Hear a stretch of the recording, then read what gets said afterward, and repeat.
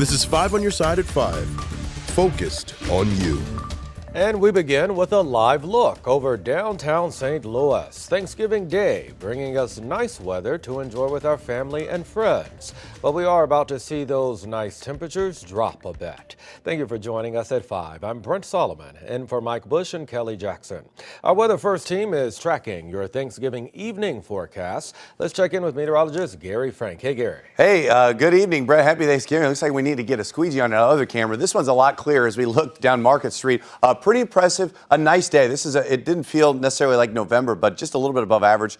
Clear skies for the most part. Things will change as we head into the weekend. So I hope you got out and enjoyed this weekend for the most part. You'll see clear skies here. What we're going to look at is this cloud cover and this whole mess of the system that's some light rain and snow. That's going to impact us on the tail end of the weekend. So that's going to bring more of a taste of winter to some degree. As we look at a different view of Market Street, it's 52 now. We've got a north-northeast breeze now. Things are going to cool down a little bit overall. And the rest of this evening, temperatures will fall into the upper 30s. It's another cool morning, but I think we have more clouds tomorrow. Temps fall into the mid-40s. We'll highlight what that means for us heading into the weekend and when we'll see that system arrive and its impacts that are going to be felt on the tail end of your drive home. All right, Gary, stay close. Tonight, the city of St. Louis is facing a new lawsuit for the wrongful death of a detainee at the City Justice Center. Our political editor, Mark Maxwell, has more on the allegations that are now cited in court records. Mark. Brent, Kevin Cavins endured extreme pain, suffering, and injury his last 3 days alive as he suffered from opioid withdrawals in a detox tank in the city jail. That's according to this new lawsuit alleging medical negligence led to his wrongful death in November 2020. Angela Allen, that's his sister, claims that Kevin Cavins was never referred to the jail's medical doctor in accordance with jail policy. Her lawsuit now accuses nurses with Horizon Health working in the jail of prescribing him with drugs known to have adverse interactions when taken together. He never did get his day in court. He died at 33, just 3 days after he was detained. The lawsuit seeking damages comes less than 1 week after the St. Louis Board of Aldermen created a new pathway for city jail guards to file anonymous complaints to try and prevent scenarios like this. I think this Board of Aldermen also agrees that it's bigger than just lawsuits. We're losing life. Yes, jail is not a place of luxury, but there's been, like I said, 10 people killed in the jail. That's why this Board of Aldermen passed that board bill overwhelmingly.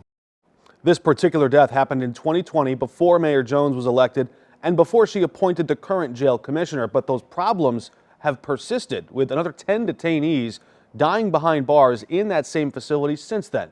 We've reached out to the city for comment, but it usually does not respond to ongoing litigation. Mark Maxwell reporting. Tonight, one person is dead after a two-car crash in West St. Louis County. It happened this afternoon on Highway 141 near I-64. Southbound Highway 141 is now back open after being closed for several hours.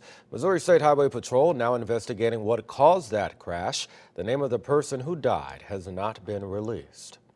Tonight, a mystery illness affecting dogs all across the country, and cases of the virus have been reported in Illinois. 5 on your side's Tracy Henson talked to an urgent care vet about what dog owners need to know. Dr. Robson says the most important thing is not to panic, but just to be aware of the symptoms. I think it would be a good idea to maybe take just a little bit more precaution. So if your dog is coughing, I think it's a good idea to go into the vet and just have them checked out. Most cases should be seen quickly, but are not an emergency situation unless If your pet is lethargic, if they're not eating, if they don't feel well, like if they have low energy and they're coughing, that I would consider that an emergency. you've heard the word mystery thrown out, and that can be scary. The mystery, illness doesn't help a lot. We've been dealing with respiratory outbreaks in dogs for a long time. This is nothing new. But this variety is new. This is a new bacterium that they're growing, something that is that they haven't identified before in dogs. Vets are treating the bacteria with doxycycline. They're just not sure how effective it is. In St. Louis County, Tracy Henson, 5 on your side. All right, Tracy, thanks. A holiday tradition continues in Kirkwood today, the 116th edition of the Turkey Day game against Webster. 5 on your side's Horton Kerwicki takes us to all of the action. Thanksgiving Day usually features a turkey, some stuffing, and maybe even a roll. But in the communities of Kirkwood and Webster Groves, that's served with a side of football. For 116 years, Kirkwood and Webster Groves have squared off for an annual Turkey Day game, with the winner taking home the Frisco Bell and getting a victory parade. Kirkwood has dominated the series for the last decade, and that didn't change in 2023. However, there will be a major change next season, as referee Bart Castelli lays down his whistle after calling the game for 44 years. I spoke with Castelli pregame about what he's going to miss the most. To have this atmosphere after 116 years, to work this type of game, these two communities, it is an honor for us to be out here, to be part of this atmosphere, to be part of this crowd, and to see these two teams go at it like they've done for 116 years. And while Kirkwood may have feasted on Webster on the field today, our own Corey Miller is going to have all the highlights coming up in sports. Reporting in Kirkwood, Holden Kerwicki, 5 on your side. A busy day on Market Street in downtown St. Louis today for the Ameren Thanks for Giving Parade. The parade marched from Keener Plaza all the way to City Hall, and it's a 39-year tradition. We spent some time talking with parade goers. We wanted to know, what are they thankful for? I am thankful for my son and my parents and just my health, and I'm excited for what the next year is going to come. Thankful for health and family. Health, happiness, and just a place to call home. And how about you? What do you think? So thankful for family.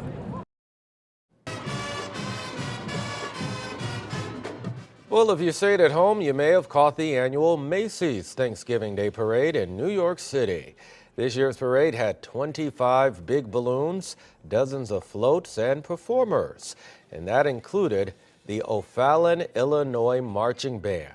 Of course, Santa and Mrs. Claus made their appearance as well. Well, there are some other holiday parades happening over the next 2 weeks. This weekend, they are in Highland and O'Fallon, Illinois. Then next week, there are parades in Festus, Peebly, and Collinsville. Be sure to watch for our 5+ Live bus while you're out there. For other holiday events you can be a part of this weekend, text the word HOLIDAY to 314-425-5355.